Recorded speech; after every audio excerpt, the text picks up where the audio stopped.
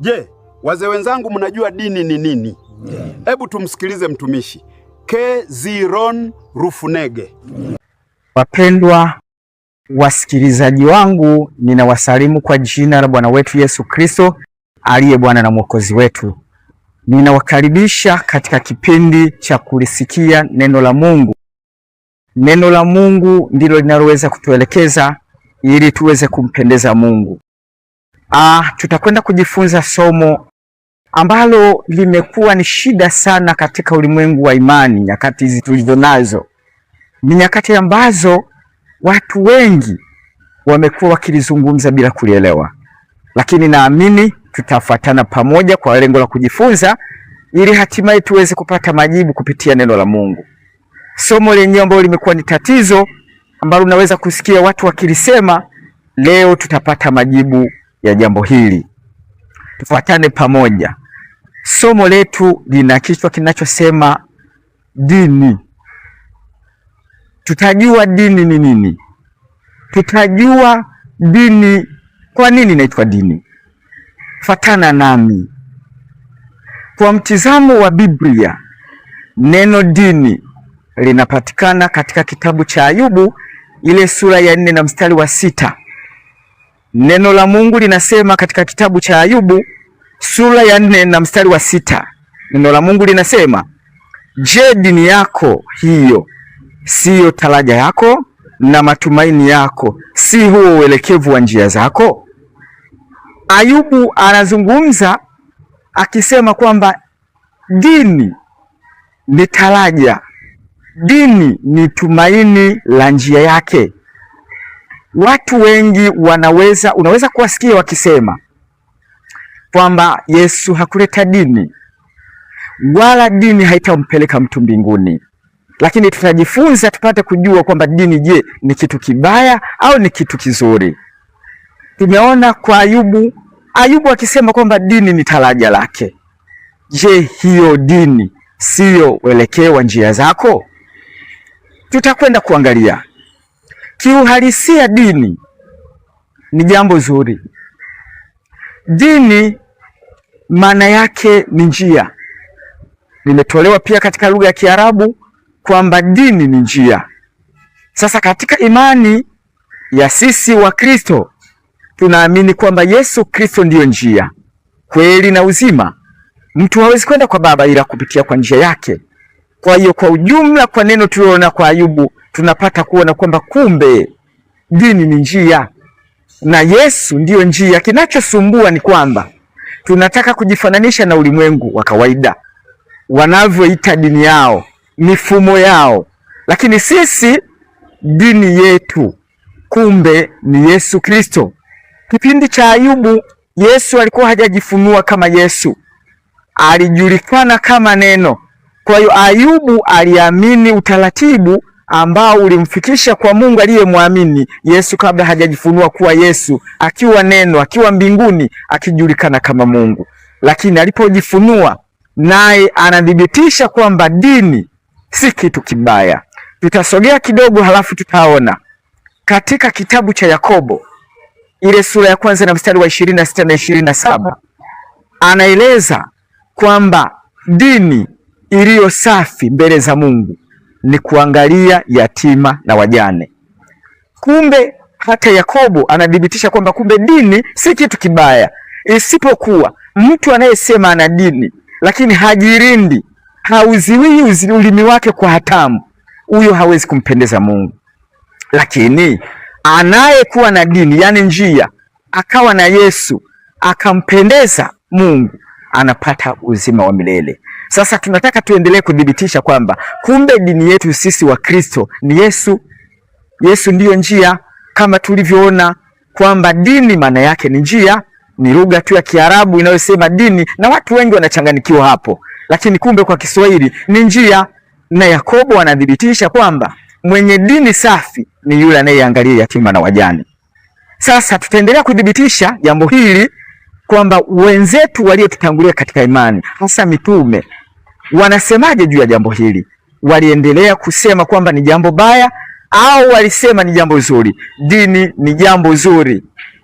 Kutokana na Yakobo tuliyosoma, kwamba dini ni kuangalia yatima na wajane, tunakwenda kuona kwamba kumbe dini yenyewe ni Yesu.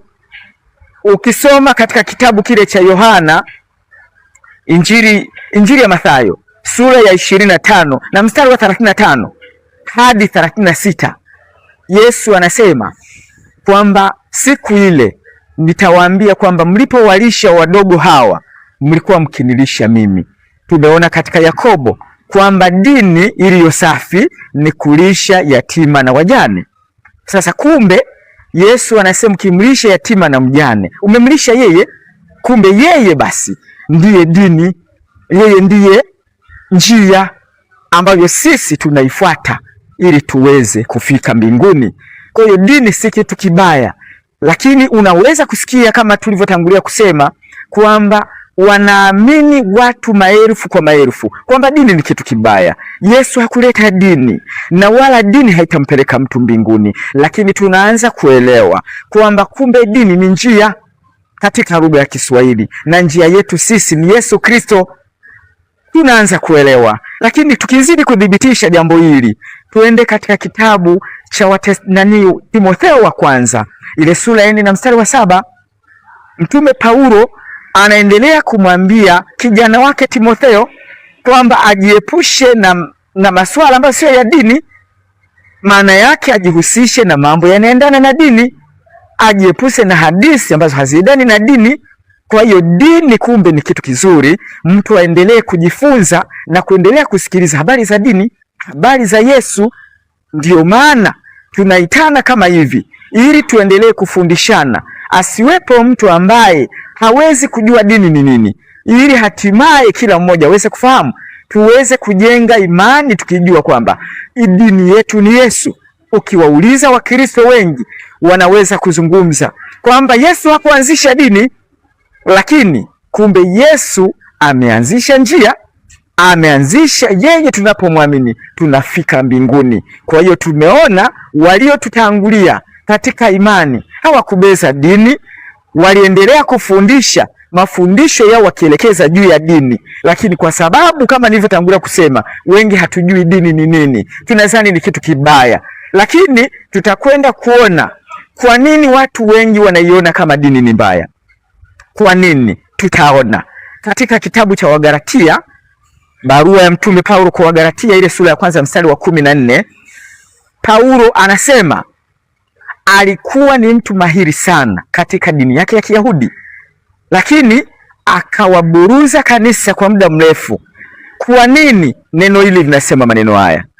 Mwanzoni Paulo dini yake ya Kiyahudi haikuwa mbaya, ilikuwa ni dini inayoshika Torati ya Musa, ilikuwa ni nzuri, lakini hatimaye walianza kuingiza mapokeo ya kutokuamini Mungu, wanaingiza sababu zao wenyewe za kijamii.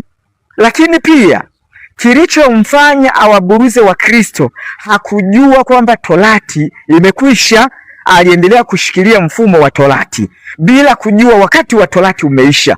Yeye aliendelea kuwaburuza Wakristo kwa sababu kwa mujibu wa sheria za Kiyahudi hawakutaka dini nyingine iweze kuinuka. Waliamini dini ya Torati, na Ukristo ulipoanza pale Yerusalemu karne ya kwanza, ilionekana ni dini ambayo imekuja kuharibu, kuingilia mifumo ya watu. Kwa hiyo kila Mkristo alipokuwa anaonekana alikuwa anauawa. Walikataa sana imani nyingine. Kwa hiyo mtume Paulo hakujua maneno haya. Ndio maana wengi wanaposoma kwamba Paulo alikuwa na dini, lakini kwa nini hakumpendeza Mungu? Kwa nini sasa alipojua alitoka na kuambia wenzake kwamba mimi nilikuwa mahiri katika dini yangu, nilikuwa Farisayo? Kumbe ni pale ambapo aliendelea kushikilia msimamo wa kushika sheria. Kumbe wakati wa sheria umekwisha, kwa mujibu wa Yohana sura ya kwanza na mstari wa 17, kwamba Torati ilikuja kwa mkono wa Musa, neema na kweli zimekuja kwa mkono wa Yesu Kristo. Hiki ndicho kinachoonekana kwa Paulo kwamba dini aliyokuwa akishika mwanzo ni mbaya, lakini kumbe mwanzo ilikuwa ikienda vizuri na ilikuwa inakubalika kwa Mwenyezi Mungu, lakini baadaye wakaingiza mapokeo. Lakini kibaya zaidi, akaendelea na itikadi zake za kidini akizani Torati inaendelea, lakini kumbe kipindi hichi ni kipindi cha neema, ni kipindi cha utawala wa Yesu Kristo, sio cha Torati. Kwa mujibu wa kitabu cha Tito 2:11, kwamba neema ya Mungu iwaokoa wanadamu imefunuliwa, nayo yatufundisha kukataa ubaya na tamaa za kidunia. Kwa hiyo sheria tena siyo mwongozo, lakini dini ni kitu kizuri endapo mtu ataendelea kushika yale ambayo ameagizwa na Mungu. Katika ulimwengu wa kawaida, nyakati tulizo nazo, wapo watu ambao nao wanaendelea kushikilia Torati. Kumbe si hawa tu ambao ni Wayahudi tunaowasema, Mafarisayo tunaowasema, pana. Iko jamii kubwa sana katika ulimwengu wa leo, nao hawajui kama sheria imemaliza muda. Wao wanaendelea kushika sheria, wanaendelea kushika Sabato yani kama siku, bila kujua kwamba Sabato ya Wakristo ni Sabato ya kiroho, kwamba Wakristo walikuwa ni waovu, walienenda katika dhambi, lakini Kristo amewaweka huru mbali na dhambi. Hivyo tumwamini Yesu kuwa dini si kitu kibaya.